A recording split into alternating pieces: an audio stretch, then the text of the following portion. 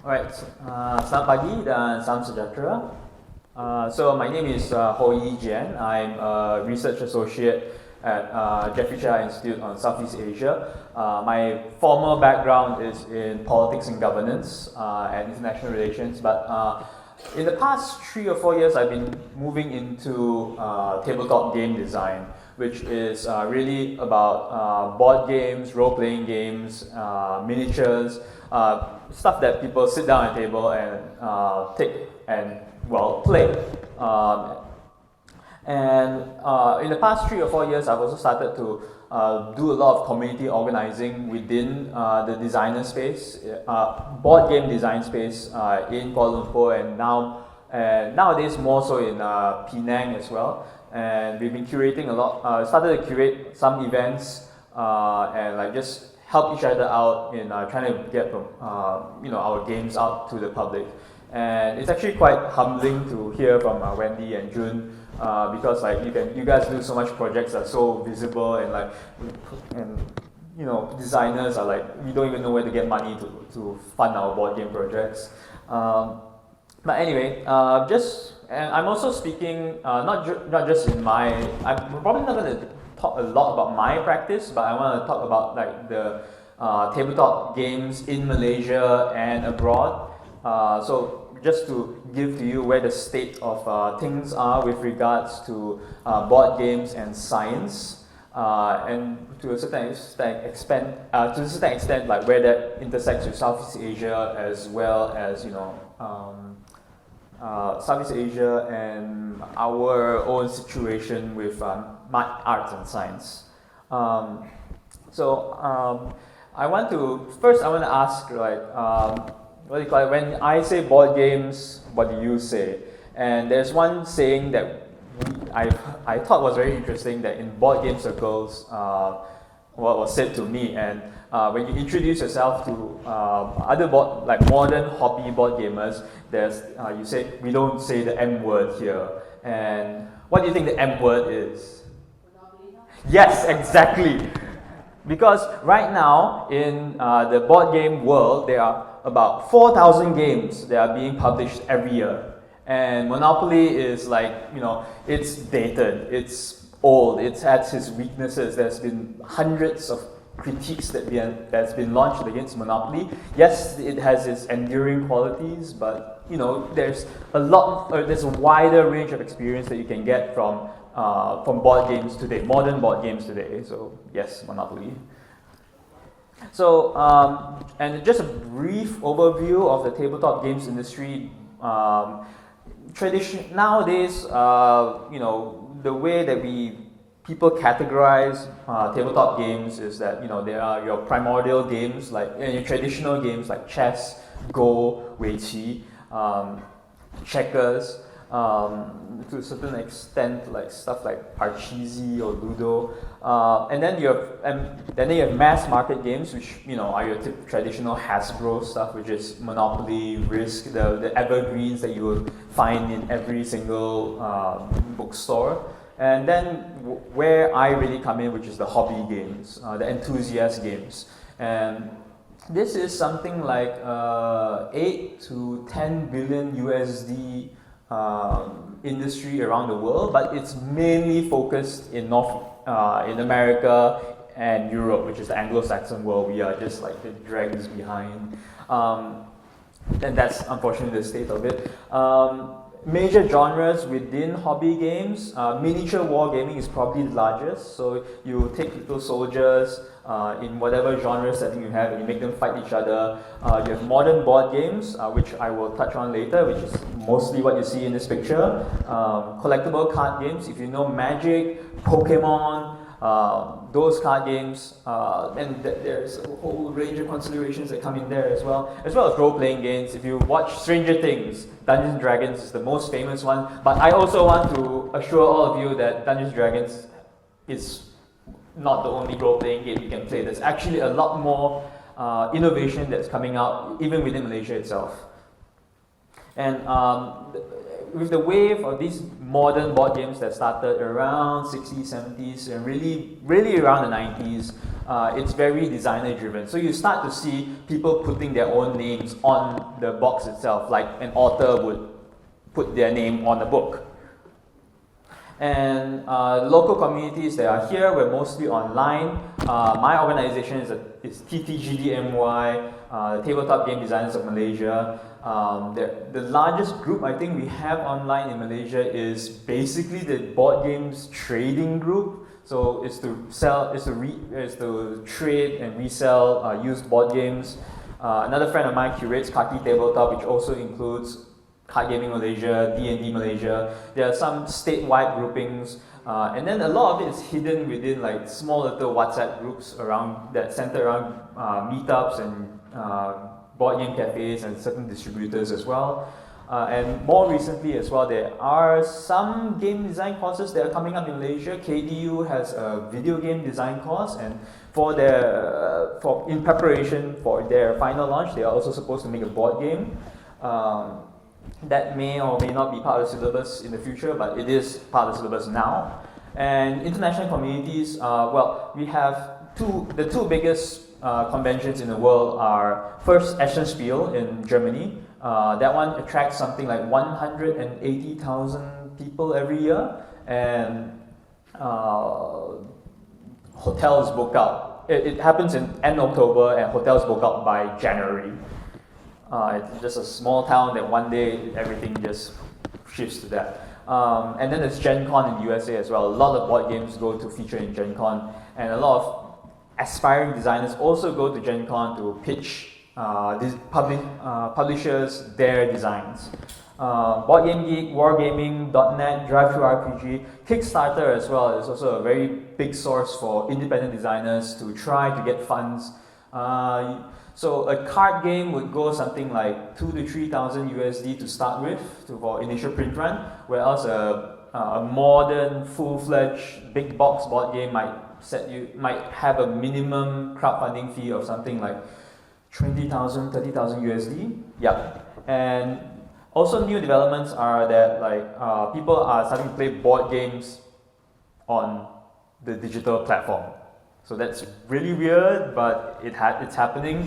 We have stuff like Tabletopia and Tabletop Simulator that allow you to import your board games into a computer and then play online for some reason. But let's just step back a bit, because like I have an academic leaning, and try to go back to some basic concepts. What's a game? So for me, there are several definitions out there. I would say it's a structured activity that's oriented towards a goal with an uncertain final outcome. And there's ideas of play as well in there. So you want people to be able to experiment in a safe space. No hard out. As in like you wouldn't. If you fail, you wouldn't fail in real life. So you get to choose different strategies and different things. There's no cost to it. It also differentiates itself from a puzzle in the sense that a puzzle always has a finite outcome. Not finite outcome, but it's a final outcome. There's only one way that the puzzle can end, which is the puzzle is solved. Whereas a game can end with different win outcomes. Either this person wins or that person wins, or everybody loses. So, and that itself must be uncertain throughout the game. And there's also this notion of a low fidelity simulation of reality. That's a game is a simplified model. Unfortunately, as well, games as they are right now, tabletop games are very what is stereotypically left-brained. It's very cerebral. It's very thought. You know how chess is like. You need to think like X. If X, then Y. If this person moves that way, I need to do that way. Tabletop games tend to favor that more than other forms of reactions, at least from what I see. And just to clarify, this word is a buzzword that's been being pushed around a lot nowadays. Gamification. I would like just to stress here that gamification is game-like and not necessarily game-full, which is you're importing game-like elements to use to encourage certain behaviors in real life. So it's not necessarily a game. And the easiest way to think about it is it's a Fitbit. Fitbit, gives you tracks your statistics much like how you would track yourself in a game, and there's ideas of like feedback and sensory I don't know, there's this monkey brain thing, like how in video games you got like bling bling bling and all your sounds to give you encouragement to keep on doing things. That's gamification, but not necessarily making that sort of like finite state calculations. And then what a lot of people in board games and education like to use is instead the term game-based learning. That is, you learn through either making a game or playing a game. And from where I see it, the research is still kind of out on how useful it is or how effective it is. Certainly some educators like to use games to kind of spice up their lessons. But there are also problems with it. Games tend to be relatively long and therefore not very efficient. It's useful I would say it's useful for sticky learning points, places people have a lot of trouble understanding things, and therefore games can help deliver more difficult ideas. But I've pitched my own game to educators before, and my game is 2 hours long, and they go like, no, a lesson is 1 hour, and you need to finish in 40 minutes so that I can have the 20 minutes left to talk to my students. So, unfortunately, that's what it is. And I want to kind of push forward how we would parse the game design scene in STEM with two ideas: incidental and procedural as strategies of communication of arts and science. So the incidental is the superficial thematic, it's really a superficial thematic content layer. So you can have whatever kind of game you want. You can have chess, you can have Monopoly, and then you just rename things so that they will, and you rename things towards science-like concepts. And then as players' attention crosses it over and over again in the context of a game, then you have some sort of rote learning effect. Okay, and one example I want to highlight, which is a Malaysian game, is one that I was involved in personally as a product manager. It's Kleptopoly. I used to work at C4 Center.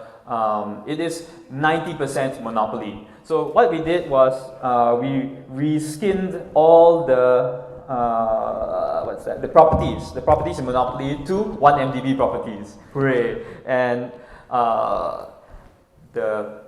yes, we have these little figurines as well that replace the player icons. I have a copy of Kleptopoly. It's outside. You can take a look later if you want. But yes, by changing the icons to these little figures whom you may recognize, is there an effect in the game? Actually no, but you make these associations that are kind of superficial. Okay. So this is one way of doing it, but otherwise, if you know how to play Monopoly, it's Monopoly. Another incidental strategy is a game that came out last year. This is Rimba about ecocentric transitions. The idea is, this is STEM related as well, in the sense that the founder of ecocentric transitions, Nisha, she believes that a lot of children and adults as well don't know the kind of biodiversity that we have in Malaysia. So she put together this set of cards which highlight the different kinds of animals that we have in Malaysia, and there are 4 games you can play with these cards.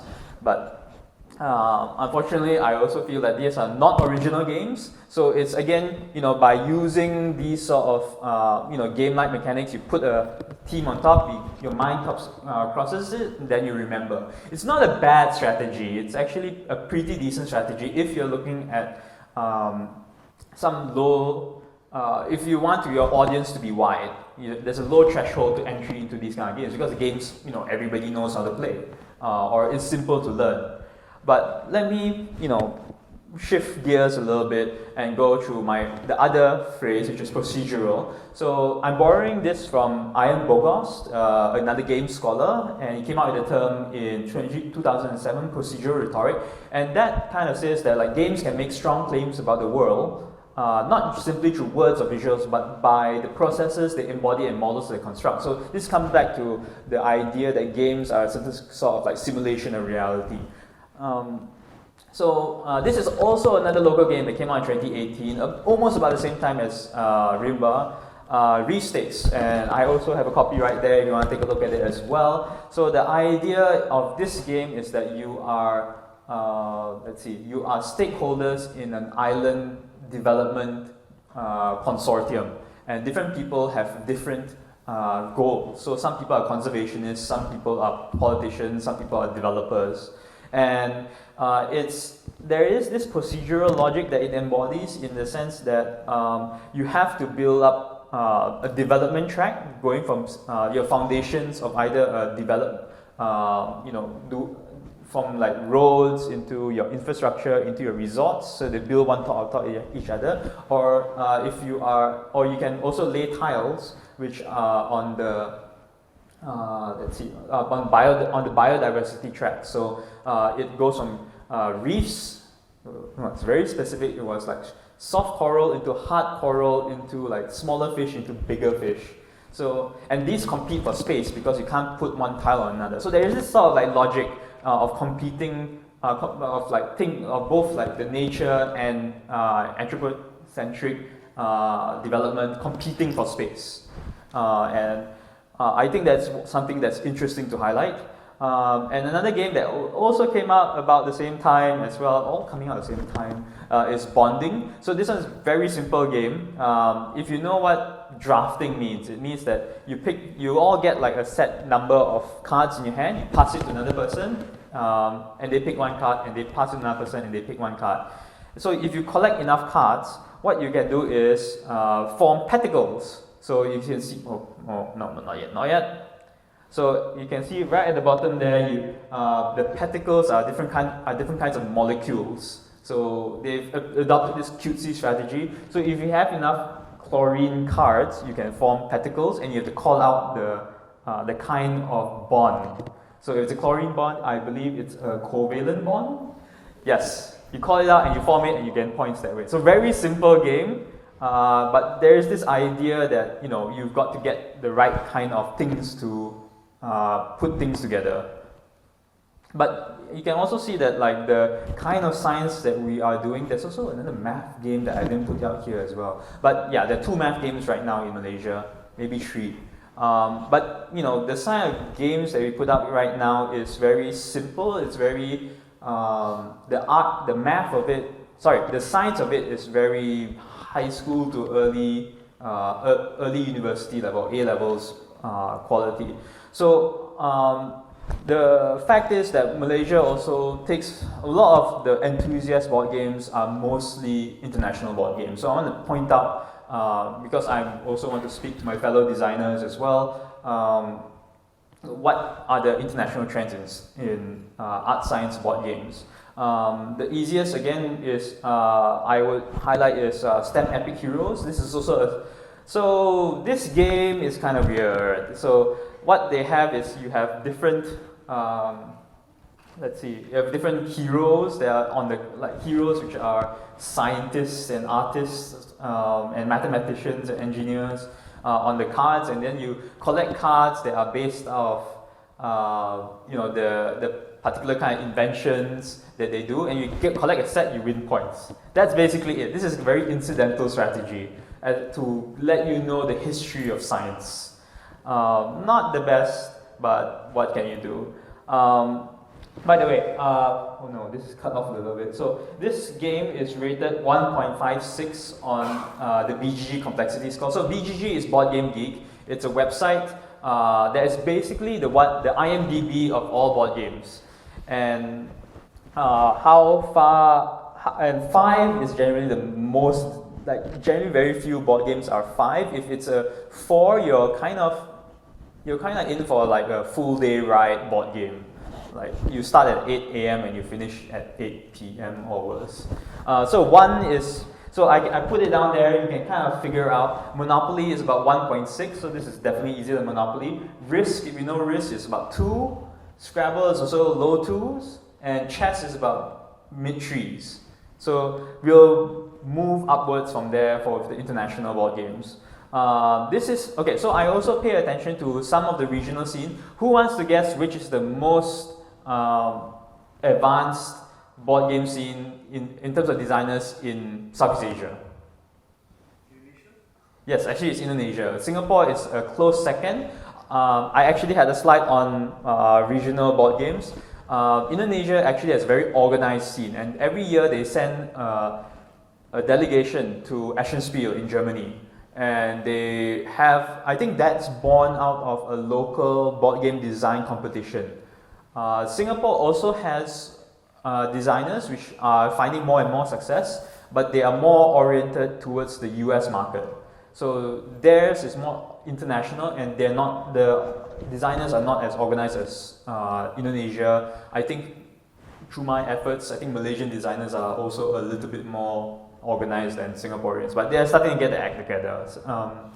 So this is one of the games that I could find on there were signs. I think it's very similar to STEM Epic Heroes. So it's another set collection game, but it's STEAM and not STEM, so there's arts. And they also include some of their own like toko-toko tempatan as well.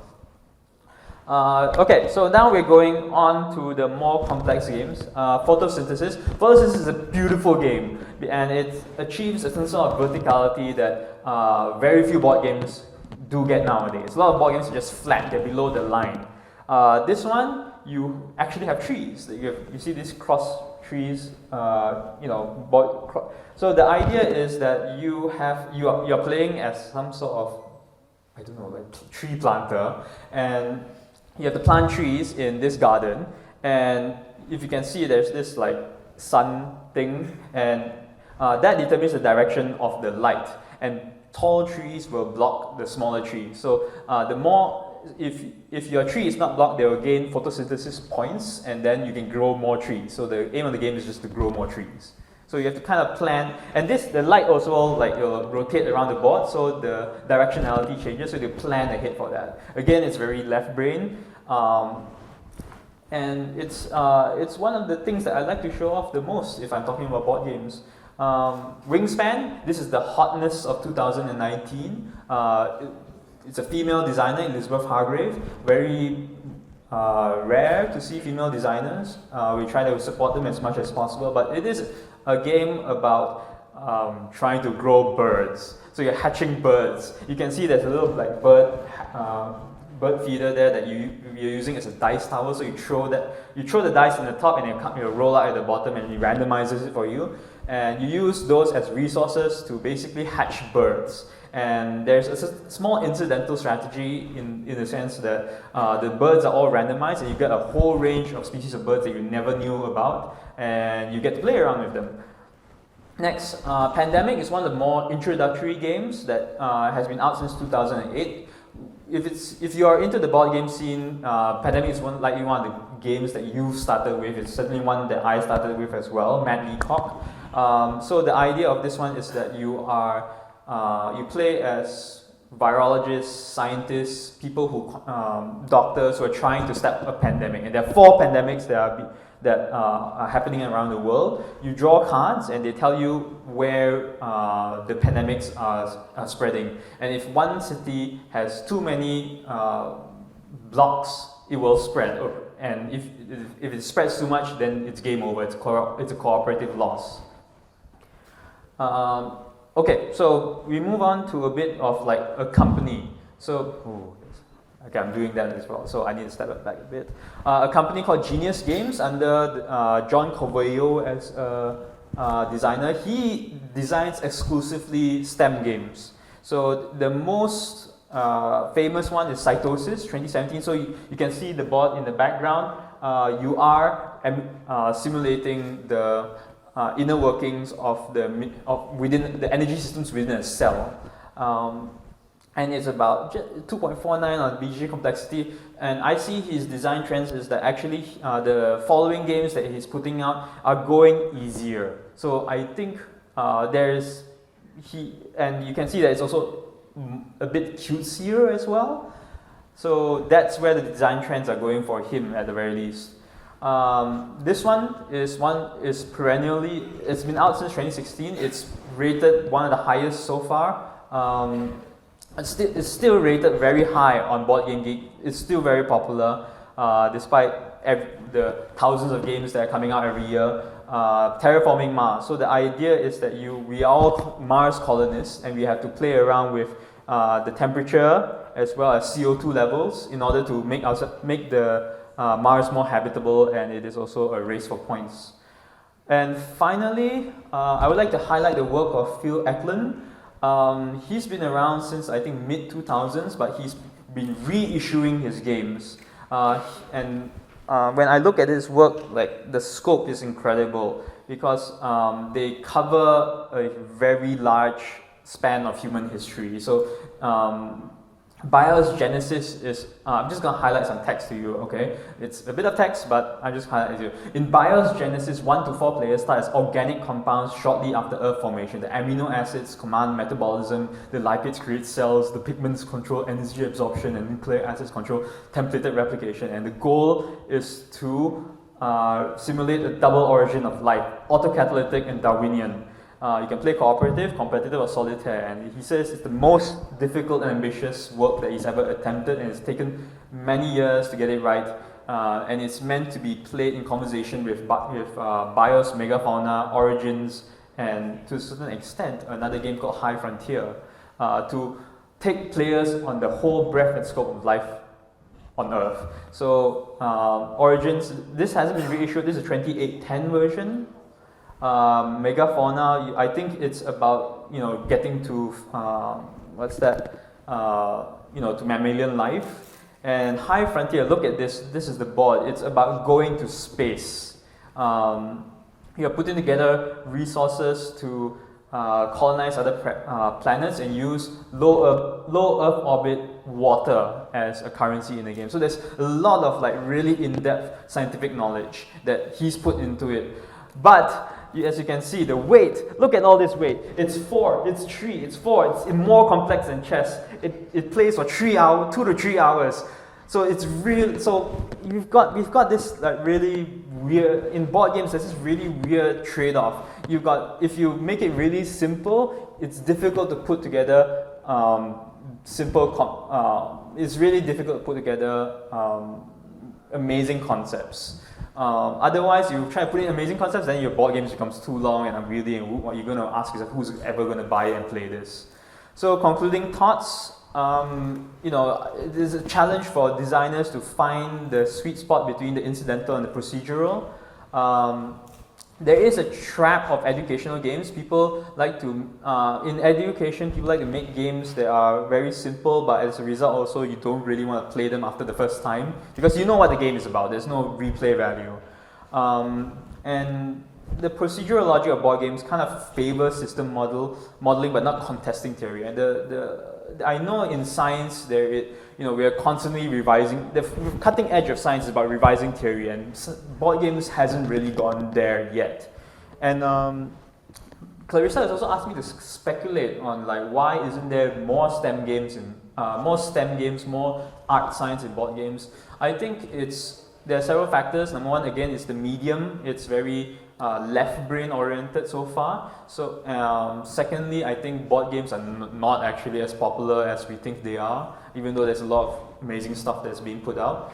Another thing is also, and because of that as well, the industry, there's not really a lot of money to be made in board games. I don't know how you guys, that's why I'm so amazed at how you guys find money to do anything at all. But yes, and I think there's also not much cooperation between designer and scientists. A lot of these people are just doing it on their own rather than actually finding a scientist. I want to do something, but yes, that's why I think that's happening as well. So thank you very much. I just want to plug my game. This is my game. It's about politics in Malaysia. You're politicians running smear campaigns. You can find me on IG and Facebook. And if you'd like to take a look, you can also visit us on TTGDMY as a Facebook group. And we're also having a meetup this week if you all are interested in ever coming into board game design. All right, thank you very much.